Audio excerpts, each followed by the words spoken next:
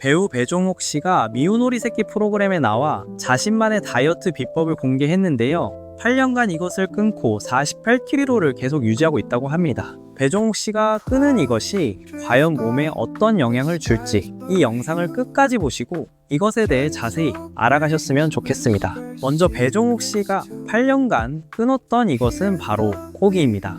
배종욱 씨 같은 경우는 체질상 고기가 좋지 않다고 하는데요. 그렇다면 고기를 끊었을 때 우리 몸에 어떤 변화가 일어나는지에 대해 이야기해 보려고 합니다. 최근 많은 사람들이 건강, 환경, 윤리적 이유로 채식이나 비건 식단을 선택하고 있는데요. 무조건적인 고기를 끊는다는 건 위험할 수 있습니다. 여러 가지 문제가 발생할 수가 있으며 누군가는 고기가 필요한 체질일 수도 있습니다. 그렇다면 오히려 위험하겠죠? 채식주의를 시작할 시 여러 가지 주의사항에 대해 알려드리도록 하겠습니다. 첫 번째, 영양 결핍 가능성. 우선 고기를 먹지 않으면 몇 가지 중요한 영양소를 충분히 섭취 못할 가능성이 있습니다. 특히 단백질, B12, 철분, 그리고 오메가3 지방산 같은 영양소는 고기에 많이 들어있기 때문에 결핍이 생길 수 있는데요. 단백질은 근육과 조직을 유지하는데 필수적인 영양소입니다. 고기를 먹지 않으면 콩, 두부, 렌틸콩, 견과류 같은 식물성 단백질로 보충해야 하고요. B12는 주로 동물성 식품에서 발견되며 신경과 뇌 건강에 매우 중요한 영양소입니다. 비타민 B12가 부족하면 빈혈이나 신경 문제를 일으킬 수 있는데 비건이나 채식주의자는 강화된 시리얼이나 보충제를 통해 섭취할 수 있습니다. 철분은 고기에는 흡수가 잘 되는 햄철이 포함되어 있지만 채식에서는 비햄철이 주로 섭취됩니다. 비햄철은 흡수가 덜 잘 되므로 철분 보충을 위해 비타민C와 채소나 곡물을 먹는 것이 중요합니다. 오메가3는 심장과 뇌 건강에 중요한 지방산인데 주로 생선에서 얻을 수 있습니다. 채식주의자는 아마씨, 치아씨드, 호두 같은 식물성 대체원을 통해 섭취할 수 있고요. 두 번째, 에너지 수준 변화. 고기를 섭취하지 않으면 처음에는 에너지 수준에 변화가 생길 수 있습니다. 고기는 칼로리가 높고 에너지원으로 작용하는데 이를 대체할 다른 식품을 찾지 않으면 피로감을 느낄 수 있고요. 이때 균형 잡힌 채식 식단을 통해 충분한 칼로리와 영양소를 섭취하는 것이 중요합니다. 식이섬유와 복합 탄수화물이 풍부한 식단은 혈당을 안정적으로 유지하고 에너지를 유지하는 데 도움이 될 수 있는데요. 따라서 채식 식단을 선택할 때는 채소, 과일, 곡물 등의 다양한 식품을 섭취하는 것이 좋습니다. 고기를 끊기 전 사실 많은 공부를 하고 시작해야 하는데요. 채식이지만 충분한 에너지원이 되는 게 있고 부족한 경우가 많기에 충분히 공부 후 채식 식단을 들어가는 게 좋을 것 같습니다. 채식만 하면 양에 상관없다고 생각하시는 분들도 많이 봤는데요. 채식 후 오히려 살찌는 그런 경우가 없길 바랍니다.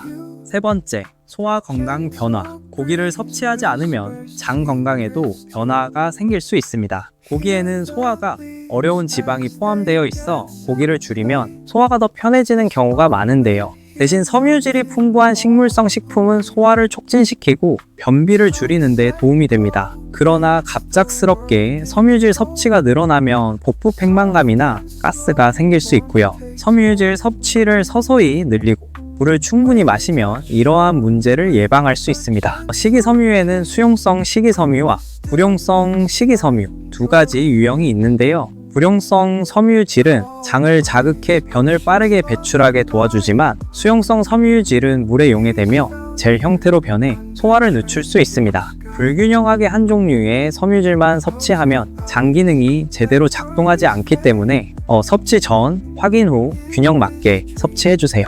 네 번째, 체중 변화. 고기를 섭취하지 않으면 체중 변화도 경험할 수 있습니다. 고기는 칼로리와 지방이 높기 때문에 고기를 줄이면 체중이 감소할 수 있고요. 특히 붉은 고기나 가공육을 줄이면 포화지방 섭취가 줄어들면서 체지방이 감소할 수 있습니다. 반면 고기를 대체하는 가공된 채식 제품을 많이 먹으면 칼로리가 높아져 체중이 증가할 수도 있는데요. 그러므로 자연 식물성 식품을 중심으로 식단을 구성하는 것이 중요합니다. 에너지 수준 변화 얘기하면서 말했던 건데 채소라고 무조건 살이 안 찐다고 생각했으면 좋겠어요. 충분히 공부 후 균형 맞게 채식 식단을 해줘야 생각하는 채식이 될 겁니다. 다섯 번째, 심혈관 건강. 고기를 줄이면 심혈관 건강이 개선될 가능성도 있습니다. 특히 포화지방이 적은 식단을 선택하면 콜레스테롤 수치와 혈압을 낮추는 데 도움이 될 수 있는데요. 붉은 고기와 가공육을 줄이면 심장병의 위험이 낮아질 수 있으며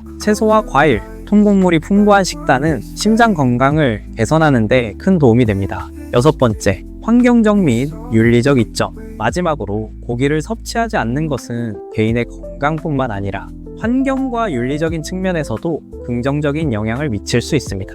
고기 생산에는 많은 물과 자원이 소모되며 온실가스 배출도 많고요. 채식은 이러한 환경적 부담을 줄이는 데 기여할 수 있습니다. 또한 동물 복지와 관련된 윤리적 고민을 가지고 채식을 선택하는 사람도 많기도 합니다. 자연 환경을 위해서라도 채식을 해야 된다고 하더라고요. 그리고 사실 채식으로만 충분한 영양소를 얻을 수 있기에 고기 생산을 위한 많은 자원 소비는 비효율적이란 얘기를 들은 적이 있습니다. 물론 세상이 효율적으로만 돌아가는 게 아니기에 계속 고기를 먹고 있는 것 같아요. 결론적으로 정리하자면 고기를 먹지 않으면 몇 가지 영양 결핍이나 체력 변화가 있을 수 있지만 올바른 대체 식품과 균형 잡힌 식단을 통해 건강을 유지할 수 있다라고 생각하시면 됩니다. 물론 그렇다 하더라도 무작정적으로 고기를 끊고 채식을 바로 하면 안 되고 조금씩 줄여가며 충분한 공부 채식을 하는 게 좋습니다. 그리고 오히려 고기가 맞는 체질 같은 경우는 고기를 안 먹었을 시 몸이 더 안 좋아질 수도 있습니다. 저 같은 경우는 한의원에서 굳이 야채를 많이 안 먹어도 되는 체질이라고 하더라고요. 이러하듯 채식이 무조건적인 답은 아니기에 병원도 가보시면서 여러 가지 체크 후 진행하는 게 좋을 것 같습니다. 채식을 해서 좋아졌다는 사람은 많지만 사람마다 체질이 다 다르기에 무조건적으로 이게 좋다, 이런 건 없다라고 생각하시면 됩니다. 그리고 시작을 할 때 고기를 끊는다는 자체가 에너지원이 많이 부족할 수 있기에 그러니 충분히 공부 후 시작해주세요. 사람마다 다 다르니 꼭 전문가에게 조언을 받고 확인 후 시작해주세요. 그리고 비건을 해보신 분들은 아실 텐데 정말 돈이 많이 깨집니다. 자신의 몸의 균형도 중요하지만 평소보다 더 많은 지출, 그리고 지인들과의 식사 자리 등등 생각보다 그저 고기 안 먹기만 하면 되지가 끝이 아니라 생각하면 됩니다. 그럼 아프지 말자의 말자였고요. 시청해주시는 분들과 같이 채식주의를 시작하고 싶은 분들에게 이 영상이 전달되기 원하신다면 좋아요와 구독 부탁드리겠습니다. 식습관 개선해서 사는 동안 덜 아프며 지냈으면 좋겠습니다. 지금까지 들어주셔서 감사합니다.